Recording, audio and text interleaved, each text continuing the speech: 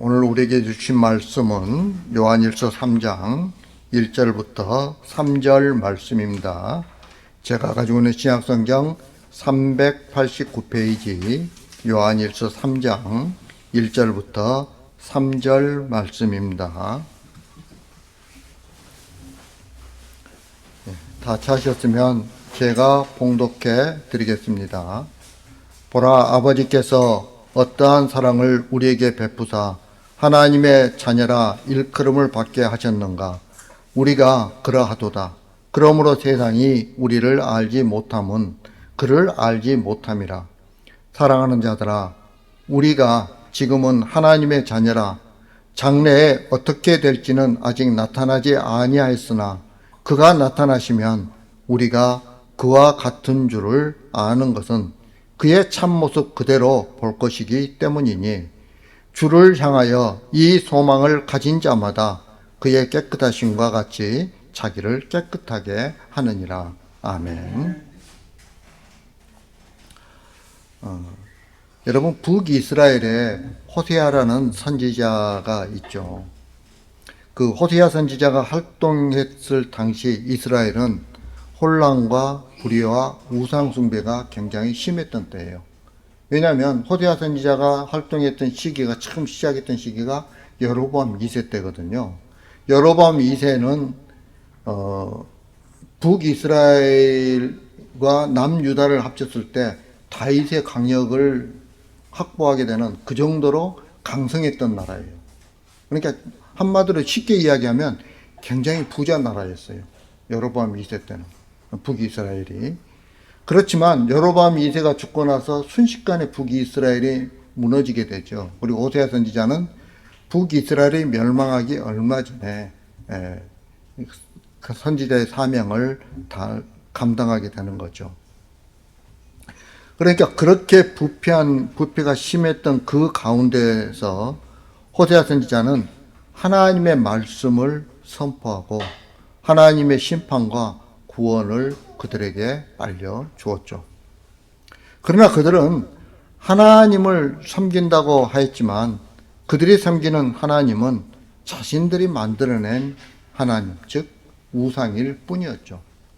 무슨 말이냐면 하나님께서 제사드리라는 것 갈 때 북이스라엘은 어떻게 했어요? 한 달 뒤에 똑같은 절기들을 갖다 만들어서 분명히 북이스라엘 백성들은 하나님의 절기 때 제사 드린다고 하지만 실제로는 어떻게 됐어요? 하나님의 제사와 그 절기와 전혀 관계없이 하나님을 찾았던 거예요. 그리고 그들은 자신들이 행하는 그런 종교의식과 행위만으로도 하나님을 기쁘시게 할 수 있다고 생각을 했던 거죠. 그 결과 회개도 없고 죄로 인한 애통함도 없고 하나님의 긍휼을 맛보며 감사하는 것도 없었죠. 다만 자신들이 원하는 것을 얻기 위한 하나님만 부를 뿐이었어요. 여러분, 이런 모습이 바로 오늘 우리의 모습이라고 할 수도 있어요. 다시 말하면 예수님 앞에 나온 부자 청년과 같은 그런 모습이라는 거예요. 그 부자 청년은 예수님 앞에 나와 선한 선생님이여 내가 무엇을 하여야 영생을 얻으리까? 라고 이렇게 묻죠. 그래서 예수님께서는 10계명 중에서 5계명에서 10계명까지를 말씀하시자 이 부자 청년은 자신은 어렸을 때부터 하나님의 법을 지켰다고 당당하게 말합니다. 그러자 예수님께서 내게 있는 것을 다 팔아 가난한 자들에게 주고 와서 나를 따르라 라고 이렇게 말씀하시죠.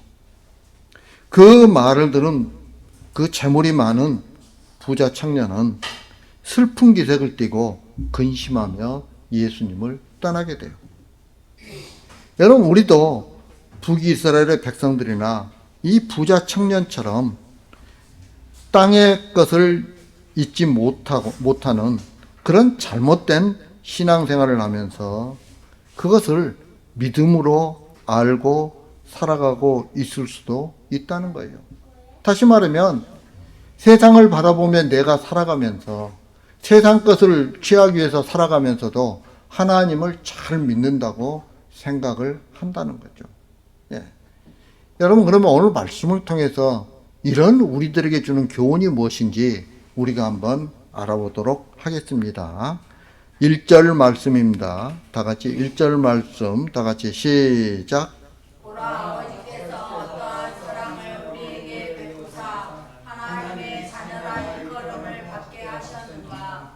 우리가 그러하도다. 그러므로 세상이 우리를 알지 못함은 그를 알지 못함이라. 아멘. 여러분, 사도 요한은 하나님의 사랑으로 하나님의 자녀라 일컬음을 받게 된 것으로 기뻐하고 있어요. 그러면 우리 역시 사도 요한과 같이 하나님의 사랑으로 하나님의 자녀라 일컬음을 받게 된 존재라고 할 때 사도 요한과 같은 그런 기쁨이 우리에게도 분명히 있어야 되겠죠. 그런데 그런 기쁨이 지금 나에게 있느냐는 거예요. 우리는 하나님의 사랑으로 하나님의 자녀가 되었다는 것을 부인하지는 않아요.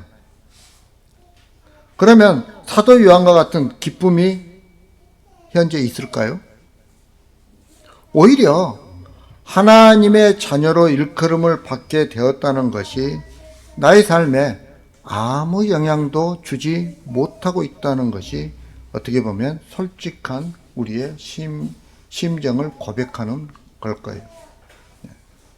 여러분, 그렇다면 그 이유가 무엇일까요? 요한일서 2장 15절에 보면 이렇게 말씀하고 있죠. 이 세상이나 세상에 있는 것들을 사랑하지 말라. 누구든지 세상을 사랑하면 아버지의 사랑이 그 안에 있지 아니하니라고 이렇게 말씀하고 있죠. 이 말은 아버지의 사랑이 그 속에 있는 성도라면 세상을 사랑하지 않게 되어 있다는 뜻이에요. 여러분, 세상으로부터 우리에게 오는 게 뭐예요? 육신의 정욕, 안목의 정욕, 이생의 자랑이란 말이에요. 이건 하나님께로부터 온 게 아니에요. 세상으로부터 와요. 그런데 우리의 모든 삶을 사실 지배하고 있는 게 육신의 정욕, 안목의 정욕, 이생의 자랑이죠. 네. 그런데 우리가 하나님의 사랑이 우리 안에 있지 않다는 것은 그러한 것들이 우리를 지배하고 있다라고 이렇게 보면 되는 거죠. 그러면서 아버지의 사랑이 없으면서도 마치 있는 것처럼 우리가 말을 한다는 거예요. 어쩌면 지금 우리의 상태가 바로 이런 상태라고 할 수 있죠. 세상을 사랑하면 세상이 크게 나에게 다가와요. 세상이 크게 보일 때 세상에서 별 쓸모없는 하나님의 자녀라는 신분에 대해서는 마음을 두지 않게 되는 거죠. 다시 말하면 하나님의 자녀로 일컬음을 받게 되었다고 할지라도 그것이 세상에서 무엇을 얻을 수 있느냐는 거예요. 여러분들이 하나님의 자녀들이잖아요. 그럼 하나님의 자녀로서 세상에서 얻은 게 뭐예요? 사실 세상적인 것은 별로 없어요. 세상적인 게. 아무리 아버지의 사랑을 말할지라도 그것이 세상을 사랑하는 것이라면 그 속에 아버지의 사랑이 없는 거예요. 아버지의 사랑이 없으면서도 마치 있는 것처럼 우리는 서로 이야기를 갖다 하는 거죠. 이런 우리가 내 마음에 세상으로 가득 채워져 있다고 지금 한다면 세상을 살아가는데 하나님의 자녀됨에 대한 감사나 기쁨이 있을까요? 아마 없겠죠. 내 속에 세상으로 가득 차 있다면.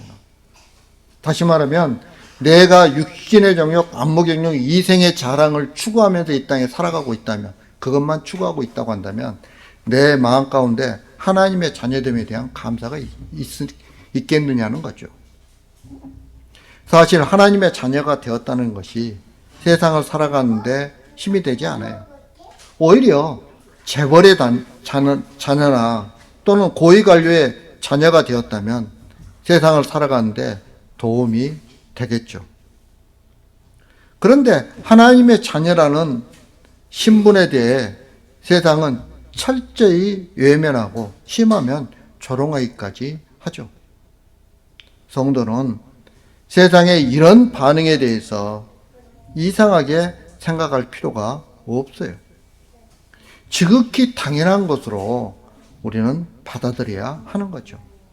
왜냐하면 세상은 하나님을 모르기 때문에 그래요. 세상은 하나님의 존재를 무시해요. 하나님을 만물의 주인으로 보지 않는다는 거죠. 오히려 하나님의 은혜로 살면서도 그것을 철저히 거부하면서 하나님이 없다고 생각을 해요. 오직 자신의 힘과 노력으로 이만큼 살고 있다고 큰소리치고 있는 것이 바로 세상이에요. 이런 세상에 하나님의 자녀라는 신분을 크게 보일 일은 절대 없죠. 그러므로 세상으로부터 크다고 일컬음을 받지 못한다고 해서 우리 스스로 하나님의 자녀된 신분을 하찮게 여긴다면 그것은 어리석은 행동이라는 거예요. 그런 행동은 하나님을 크고 위대하시고 전능하신 분으로 보지 않고 있다는 증거이기도 해요. 성도는 세상에서 대접받는 존재로 부름받은 것이 아니에요. 우리 주님도 세상에서 대접받기 위해서 오시지 않았잖아요. 오히려 섬기기 위해서 오셨어요. 네. 세상에서 우리 성도들은 미움받아야 할 존재로 부름을 받았어요. 세상이 가는 길과 전혀 다른 길에 서 있는 거죠. 그런데도 불구하고 신앙인으로서의 기쁨이 없고 아버지의 자녀로 일컬음을 받게 된 것으로 감사도 없다면 그것은 세상에 대해 자꾸 곁눈질을 하고 있기 때문이에요. 여러분, 우리가 세상을 바라보면서 이 땅에 살아가면요, 하나님께 감사는 없어요. 예. 사도 바울이 범사에 감사라 했는데 그 범사에 감사할 수가 없는 거죠. 언제만 감사해요? 내가 잘 될 때, 내가 기쁠 때만 감사하죠. 그 외에는 감사가 없어요. 그게 세상을 바라볼 때 그렇게 되는 거예요.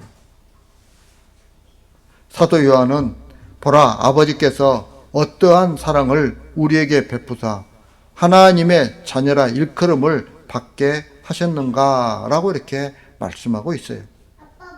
이 말은 아버지의 사랑이 참으로 크고 놀랍고 위대하신 사랑임을 의미하는 거예요. 아버지께서 주신 사랑이 어떤 사랑인가를 우리는 우리에게 깊이 생각해 보라는 거예요.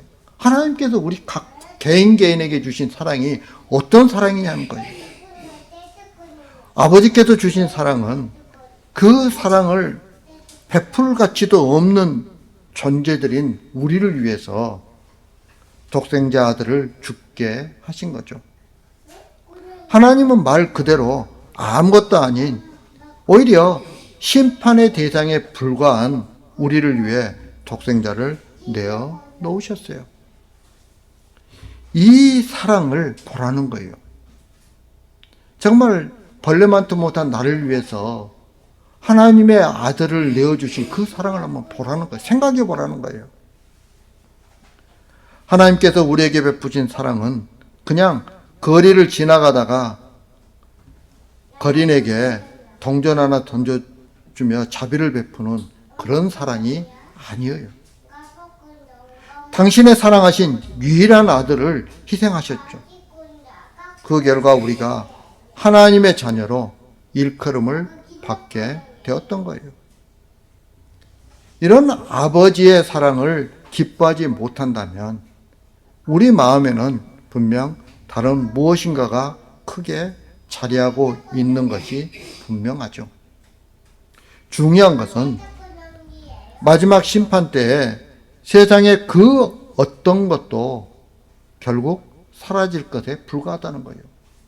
아무리 큰 많은 재물들, 명예들, 이 모든 것들이 다 사라지고 없게 되는 거예요. 마지막 때는.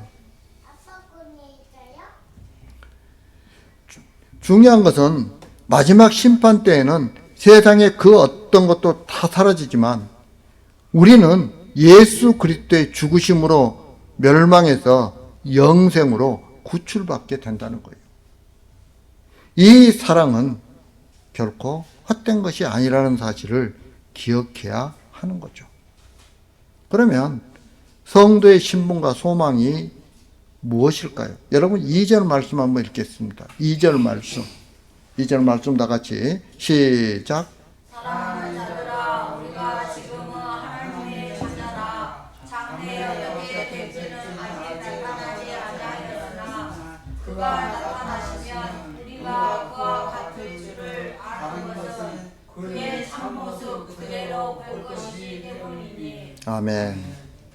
성도가 주님을 향해 가져야 할 소망은 주님이 나타나실 때 주님과 같은 줄을 아는 거예요. 그러면 성도는 왜 이런 소망을 가지고 살아야 할까요? 요한 사도가 주님이 나타나실 때 주님과 같이 될 것임을 바라보는 소망을 언급하고 있는 것은 이 소망이 현실의 삶을 인내하게 하고 마지막 때를 기다리게 하기 때문에 그런 거예요. 여러분, 우리에게 그런 소망이 있을 때는 우리는 언제를 기다려요? 다시 오실 예수님을 기다리는 거죠. 예. 다시 말하면 이런 소망을 가지고 있다고 한다면 현재 나에게 있는 것 전부가 아님을 알게 되는 거죠. 장차 예수 그리스도께서 이루실 새로운 세상을 바라보게 하는 거예요. 흔히 고난과 어려움 가운데 있는 성도들을 향해 믿음으로 고난과 어려움을 이겨내라는 말을 우리가 많이 하죠. 하지만 성경에는 고난을 이겨내라는 말을 하지 않아요. 왜냐하면 고난은 우리가 이겨야 할 문제가 아니라 인내해야 할 문제이기 때문에 그래요. 여러분 로마서 5장 3절 4절에 보면 이렇게 말씀하세요. 다만 이뿐 아니라 우리가 환난 중에도 즐거워하나니 이는 환난은 인내를, 인내는 연단을, 연단은 소망을 이루는 줄 알미로다 라고 이렇게 말씀하고 있죠. 또한 로마서 12장 12절에서는 이렇게 말씀하세요. 소망 중에 즐거워하며 환난 중에 참으며 기도에 항상 힘쓰며 라고 이렇게 말씀하고 있죠. 여러분, 환난과 고난은 참고 인내하고 낙심하지 말아야 할 문제라는 거예요. 복음은 성도가 어려움을 겪을 때 잠깐 동안 심리적인 위로를 주는 그런 역할을 하는 것이 아니에요. 어려움을 겪는 성도에게 참된 위로는 내가 누구이고 예수 그리스도는 나에게 어떤 분이신가를 깊이 깨달은 상태에서 주어지는 거죠. 우리에게는 예수님에 대한 잘못된 생각이 많이 있죠. 세상 사람들은 세상의 것을 힘으로 삼고 살아가지만 성도가 예수님을 힘으로 삼고 살아간다는 것은 잘못된 생각이에요. 예수님을 힘으로 삼는다는 말에는 잘못된 것이 없어요. 하지만 성도가 기대하는 힘이라는 것이 무엇인가를 들여다보면 결국 세상의 것으로 모아지기 때문에 그게 잘못됐다는 거예요. 성도라는 신분이 세상에서의 어떤 혜택으로 돌아오는 것으로 생각하면 안 돼요. 어떤 생각은 우리를 낙심으로 이끌어갈 뿐이죠. 성도라는 신분으로 세상을 살아보면 성도라는 신분이 세상에서 별 도움이 되지 않는다는 것을 깨닫게 되죠. 그래서 결국 교회로 모일 때만 성도의 신분을 내세워요. 하지만 교회를 나가면 성도라는 신분은 외면당하죠. 그리고 세상이 알아주는 신분으로 올라가는 것을 목표로 삼고 살게 되는 거죠. 신앙은 하나의 이상으로만 있고 그리고 세상이 현실로 남게 되는 거예요. 이게 사실 어떻게 보면 우리 모든 성도들의 실제적인 삶의 모습인 거죠. 성도에게는 주님이 오시면 주님과 같이 된다는 놀라운 약속이 있어요. 영원한 세계라는 미래가 보장되어 있죠. 그런데 정작 자신들은 그리스도인이라는 신분의 가치를 인식하지 못하고 있는 거예요. 단지 교회에 다니고 하나님을 신으로 믿는 자로 인식하는 것뿐이죠. 그리스도인이라는 신분의 가치는 세상을 기준으로 평가할 수 없어요. 하나님을 알지 못하고 예수 그리스도를 알지 못한 세상 사람들이 성도의 신분의 가치에 대해 알 수 없는 것이 당연하기 때문이에요. 그래서 디모데후서 3장 12절에서 이렇게 말씀해요. 무릇 그리스도 예수 안에서 경건하게 살고자 하는 자는 박해를 받으리라 라고 이렇게 말씀하고 있어요. 예수 안에서 경건하게 살고자 하는데 핍박을 받는 것은 세상이 예수님을 알지 못하기 때문에 그런 거예요. 우리는 하나님의 자녀예요. 하나님의 자녀가 되기 위해서 사는 것이 아니라 이미 하나님의 자녀된 신분으로 우리가 살고 있는 거예요. 하나님의 자녀된 신분이기에 주님이 영광된 몸으로 오셨을 때 주님과 같이 된다는 거예요. 이것이 소망이 되어 현재의 고난과 어려움을 인내하게 하는 거죠. 예수님의 피로 죄사함을 받았음을 믿는다면 주님이 지금 누리시는 영화로움처럼 우리도 영화롭게 될 것을 믿어야 하죠. 우리를 힘들게 하는 환경과 여러 가지 문제로 인해서 하나님이 우리에게 내버려 두시는 것처럼 여겨질 수 있어요. 하지만 그것은 잘못된 생각이에요. 우리는 하나님이 허락하신 예수 그리스도의 보호하심과 특별한 복주심 속에서 지금 세상을 살아가고 있는 거예요. 우리가 기대하는 것과 같은 특혜는 없지만 사실 그것보다 더 크고 더 복된 특혜가 우리를 기다리고 있죠. 마가복음 4장에 보면 예수님과 함께 배를 타고 가던 그 배가 풍랑을 만나는 내용이 있어요. 이것은 비록 성도가 주님과 함께 한다고 해서 바람이 불지 않고 풍랑을 만나지 않을 것이라고 생각하는 것은 잘못된 것임을 알게 해주는 거죠. 예수님과 같이 있어도 풍랑을 만나는 거예요. 주님과 함께 한다는 것은 풍랑을 만나지 않는다는 뜻이 아니라 풍랑에서도 믿음으로 사는 것을 의미하는 거죠. 비록 풍랑이 있는 고단한 인생을 살아가는 것은 세상 사람과 같지만 풍랑이 우리를 해하지 못하도록 주님의 지키심과 도우심 아래 사는 것이 성도라는 거죠. 그리고 장차 주님의 영광에 영원히 거하게 되는 거죠. 이처럼 특별한 존재인 성도의 신분에 대해 망각한다면 그것이야말로 성도됨의 모든 내용을 잊어버리고 껍데기만 남아있는 초라한 몰골의 성도로 전락할 수밖에 없는 거예요. 자, 그러면 3절 말씀 한번 읽겠습니다. 3절 말씀 다 같이 시작. 주를 향하여 이 소망을 가진 자마다 그의 깨끗하심과 같이 자기를 깨끗하게 하리라. 아멘.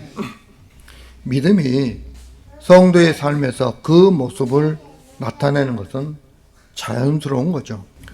그런 것처럼 주님을 향한 소망을 가지고 사는 성도라면 소망의 모습이 삶에서 나타나는 것도 자연스러운 거죠.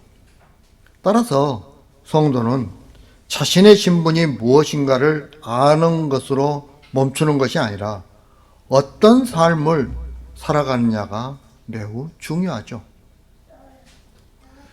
우리의 문제는 믿음을 말하면서 믿음으로 살지 못하고 예수님을 말하면서도 예수님으로 살지 못하고 소망을 말하면서도 소망으로 살지 못하는 것에 있어요. 이것을 두고 대부분의 사람들은 실천의 문제로 생각을 하죠. 무슨 말입니까? 믿음은 있는데 실천을 못하는 것이 문제라고 생각을 해요. 그러나 성도라 하여금 행하도록 하는 것은 우리의 열심이 아니라 믿음이라는 거예요. 예. 그러므로 실천을 못한다면 그것은 열심이 없거나 의지가 없어서가 아니라 뭐가 없어서 그렇게 되는 거죠? 바로 믿음이 없기 때문에 그렇게 되는 거예요. 예. 그러면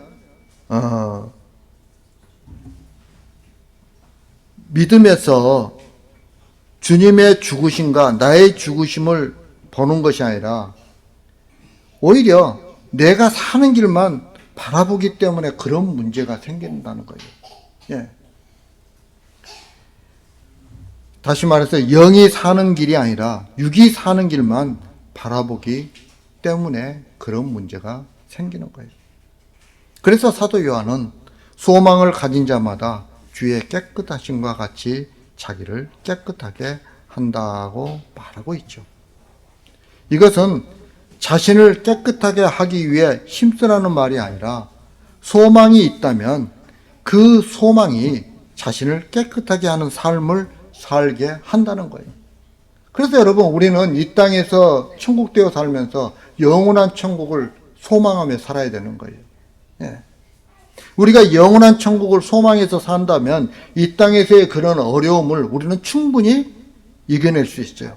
인내할 수 있는 거죠. 예. 여러분, 깨끗함은 실천의 문제가 아니라 소망의 문제라는 거예요.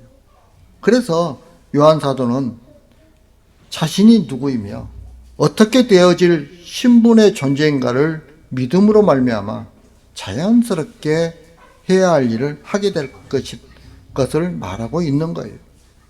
다시 말하면 그의 깨끗하심과 같이 자신을 깨끗하게 하는 거죠. 여러분, 그게 어떻게 하면 가능하다는 거예요? 소망이 있으면 가능하다는 거예요. 믿음이 있으면 가능하다는 거예요. 예.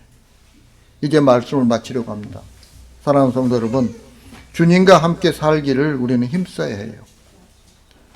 나약하기에 주저앉거나 포기하는 것이 아니라 더욱 깊이 주님을 의지하고 소망해야 하는 거죠.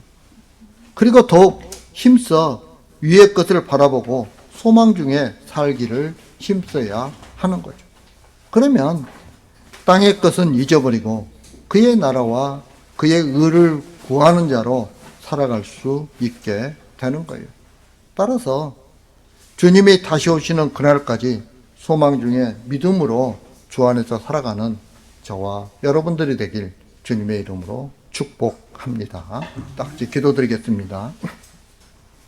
사랑과 내가 풍성하신 아버지 하나님, 부족한 저희들 사랑해 주신 감사합니다. 저희들이 이 땅에 살아갈 때 세상을 바라보지 않고 위의 것을 바라보며 살아갈 수 있도록 인도하여 주옵소서. 저희들에게 믿음을 더하여 주시옵소서.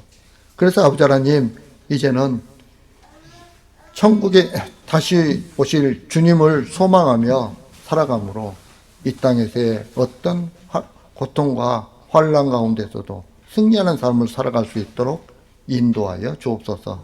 예수님 이름으로 기도합니다. 아멘.